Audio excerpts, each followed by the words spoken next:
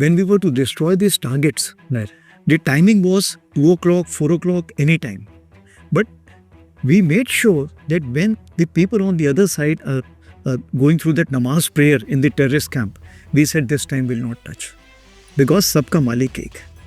And that's why we chose a time when we knew that it was not. ओह, यानी sir कहना चाहते हैं कि जो आतंकी है उनका मजहब होता है और वो मस्जिद में नमाज पढ़ते हैं, नमाज के बाद उनको जला दिया जाएगा। तो मेरा मानना यह है कि आर्मी चीफ के इस बयान पर जो सोशल मीडिया पर आउटरीच है वो नहीं होना चाहिए, क्योंकि इनका जो अर्थ है वो आप समझिए, बताना चाहते हैं कि आतंक का धर्म कौन सा है, वो अपनी इबादत कैसे करते हैं और हमें उनको टाइम दे के जहन्नुम में पहुंचाना है बम मार के। लेकिन सोशल मीडिया पर आउटरीच है, सोशल मीडिया पर लोग कह रहे हैं कि पहलगाम में जो ऑपरेशन सिंदूर हुआ था वो किसकी प्रतिक्रिया में हुआ था। पहलगाम के अंदर जो आतंकियों ने हिंदुओं को मारा था वो धर्म के आधार पर मारा था। इस्लामिक जो संघर्ष है उसकी बुनियाद में क्या है? उसकी बुनियाद में है धर्म, विधर्मी की आस्था। इस्लाम का संघर्ष ही इस बात पर है, उसके मूल में ही यह बात है कि विधर्मी की आस्था उन्हें बर्दाश्त नहीं है, या तो आप मुसलमान बन जाइए या फिर आप मरिए। तो उन्होंने जब भी उनका संघर्ष हुआ तो इन्होंने क्या किया? उन्होंने न तो कोई दौलत के खाने लूटे, न ही कोई और चीज़ लूटी, उन्होंने हमला किया सिर्फ और सिर्फ विधर्मी की इबादत गाहों पर यानी मंदिरों पर। और जनता के साथ क्या किया? जनता का किया धर्म परिवर्तन तलवार की नोक पर। तो मोटा मोटी कहने का मतलब ये है कि इस्लाम का जो संघर्ष है उसके मूल में विधर्मी की आस्था है। हमारे आर्मी चीफ उपेंद्र द्विवेदी कह रहे हैं कि हमने जब ऑपरेशन सिंदूर किया तो हमने आतंकी ठिकानों पर उस वक्त हमला नहीं किया जिस वक्त लोग उनमें नमाज पढ़ने के लिए आते थे, क्योंकि सबका मालिक एक है। इस बयान को लेकर सोशल मीडिया पर दो तरह की बातें हैं और हमारा काम है किसी पर लांछन लगाना नहीं, किसी की बात को डिमीन करना नहीं, बल्कि हमारा कर्तव्य है और हमारा हमेशा ये उद्देश्य भी यही होता है कि हम बात को ठीक तरह से समझें, बात को अलग अलग परिप्रेक्ष्य में समझें। तो इस वीडियो को आप पूरा देखिएगा और समझिएगा कि जो आर्मी चीफ ने बयान दिया है उसका मतलब क्या है। हम दोनों पक्ष जानेंगे, आलोचनात्मक पक्ष भी और इस बयान के पक्ष में जो लोग कह रहे हैं उनके बारे में भी। आशीष नोटियाल ने एक कमाल की टिप्पणी की, उन्होंने कहा कि ये आर्मी चीफ है, इन्हें पता है कि इनको क्या करना है क्या नहीं करना है। हम आज सिखा रहे हैं इनको कि आपको हमला किस वक्त करना है किस वक्त नहीं करना है।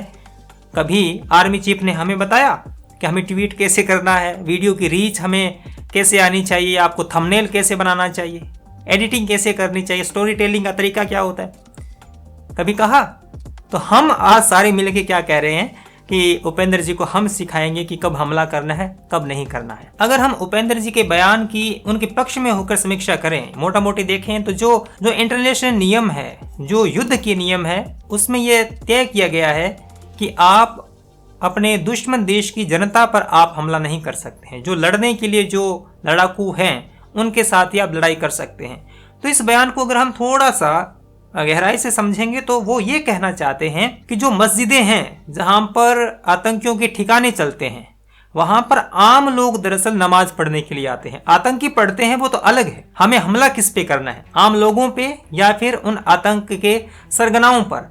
तो इनके कहने का अर्थ ये है कि नमाज के वक्त उन जगहों पर आम लोग नमाज पढ़ने के लिए आते थे, अगर हम हमला करते तो जो सिविलियंस है उनको क्षति पहुंचती, क्योंकि हमें टारगेट उन सरगनाओं को करना है, आतंक को ऑपरेट करने वाले लोगों को करना है। पहली बात तो ये जो इन्होंने कहनी चाहिए। और जिनेवा कन्वेंशन के भी नियम यही कहते हैं कि आप सिविलियंस को टारगेट नहीं कर सकते हैं। भारतीय आर्मी एक प्रोफेशनल आर्मी है, उसका एक रसूख है, उसका एक अनुशासन है और उसकी दुनिया में एक इमेज है। तो इनका बयान सार्वजनिक रूप से जब आया है तो ये एक तरीके से भारतीय आर्मी की एक छवि रखना चाहते हैं कि भारतीय आर्मी मोरल ग्राउंड पर वो किस तरह से रिएक्ट करती है, वो जनता को क्षति नहीं पहुंचाती है, बल्कि सेना की बीच में जो लड़ाई है वो वहां तक सीमित रखती है। तो एक जिम्मेदार देश की, एक जिम्मेदार आर्मी किस तरह से रिएक्ट करती है, इस बयान में इन्होंने इस बात को कहने की कोशिश की है। लेकिन आलोचनात्मक पक्ष क्या है कि ये जो सेकुलरिज्म का कीड़ा है, पाकिस्तान के साथ हमने इस तरह का बर्ताव कब नहीं किया,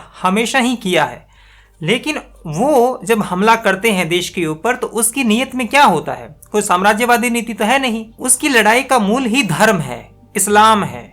और वो विधर्मी के मंदिरों पर, विधर्मी की पूजा पद्धति पर, विधर्मी की संस्कृति पर हमला करते हैं। जब जिहादी आतंक के अड्डे ही मस्जिदें हैं और वहीं से ये सारे लोग सीख पढ़ के इस तरह के अंजाम देते हैं, तो उस पर हमला करने के लिए आपको वक्त की, एक खास वक्त की जरूरत क्यों है? यह एक आलोचनात्मक पक्ष है जो लोग कह रहे हैं। कहें कि इजराइल है, इजराइल कभी भी जब हमास पर हमला करता है तो वो टाइम नहीं देखता है, क्योंकि उन्हें पता है जब हमास इजराइल के सामने लड़ने के लिए जब मस्जिदों को अपना हथियार बनाता है, उन्हीं में रहकर वो पूरी रणनीति बनाता है, तो इजराइल जब हमला करता है तो वो मस्जिदों पर करता है, उन ठिकानों पर करता है।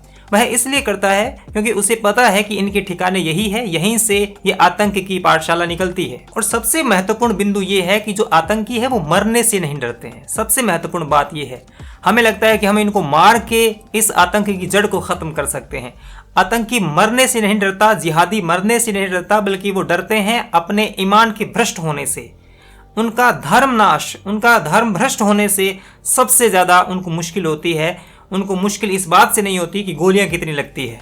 अगर आप सुअर का मांस का टुकड़ा एक भी खिला देंगे तो वो उससे ज्यादा आहत होंगे। तो लोग ये कह रहे हैं कि जिस चीज पर हमें हमला करना है, जिस चीज को हमें उखाड़ के फेंकना है, उसका अगर हम संरक्षण करते हैं तो यह दरअसल एक ठीक बात नहीं है, क्योंकि जिसके दंश से हम त्रस्त हैं उसी दंश को हम अगर सिक्योर करेंगे मोरल ग्राउंड को लेकर, तो हम दरअसल उस मामले में डिफीटेड हैं। इसलिए हैं क्योंकि उनको तो धर्म देख के ही हमला करना है और हम धर्म देखकर उनकी संस्कृति का बचाव कर रहे हैं। तो लोग इस बयान के पक्ष में भी है, इस बयान के खिलाफ भी हैं। अब मैंने दोनों पक्ष आपके सामने रख दिए हैं कि एक सेना की अपना एक अनुशासन है, सेना का अपना एक मोरल ग्राउंड होता है, उसके आधार पर वो अपनी बात कहते हैं।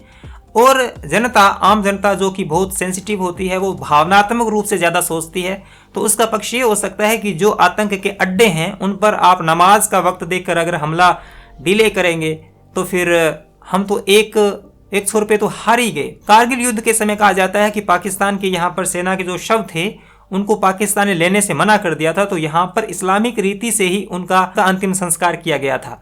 तो इस तरह के व्यवहार सेना के द्वारा किए जाते हैं और यह नियम है। एक डिसिप्लिन सेना होती है वो इसी तरह से बर्ताव करती है। जिम्मेदार देश की जिम्मेदार सेना उस पर हमला नहीं कर सकती है, क्योंकि उसके बाद में जो अंतर्राष्ट्रीय छवि बनती है, जो नैरेटिव बनता है, वो ये है कि भारत ने जनता पर टारगेट किया। और इस बात से हम बिल्कुल भी अनिज्ञ नहीं है कि इस्लाम में नैरेटिव का कितना बड़ा खेल है। ये लोग इतनी सी बात को दुनिया में इस तरह से उसका ढिंढोरा पीटते हैं जैसे कि ये पीड़ित हैं। ऑपरेशन सिंदूर के बाद में जो नैरेटिव गढ़ा था वो भारत के लिबरल्स ने मिलकर पाकिस्तान के साथ यही नैरेटिव गढ़ा था कि भारत दरअसल इस फाइट में हारा है, भारत बैकफुट पे था।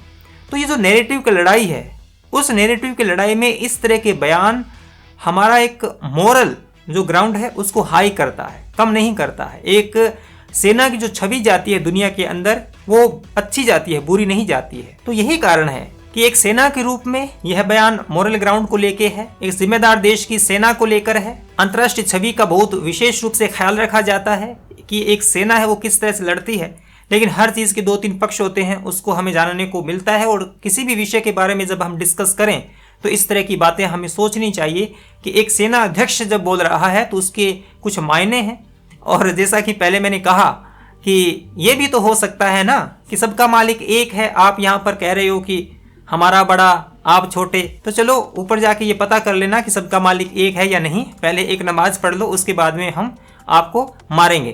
तो ये मैं तो कहता हूँ कि हम सब साथियों को ये इस बयान के अंदर अंतर्निहित जो अर्थ है वो समझना चाहिए कि आतंक का मजहब कौन सा है, वो इबादत कहाँ करते हैं, और उनको जलाना है, जलाकर उनको जहन्नुम में भेजना है। वहां पर जाकर उन्हें पता चलेगा कि सबका मालिक एक है, किसी का न तो बड़ा है और न ही किसी का छोटा है।